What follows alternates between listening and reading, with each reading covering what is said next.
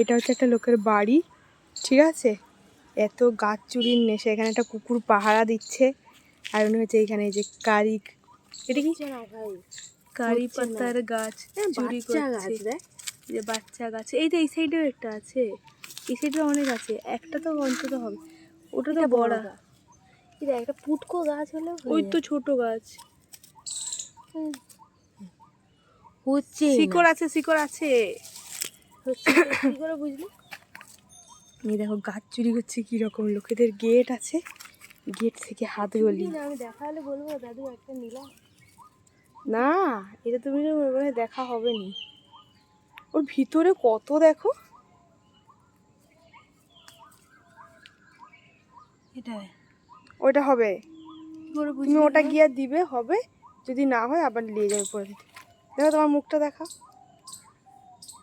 গাছ চোর।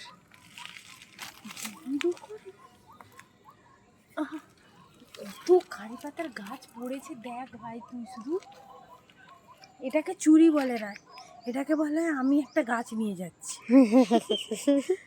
ঠিক আছে, আমি একটা গাছ নিয়ে যাচ্ছি।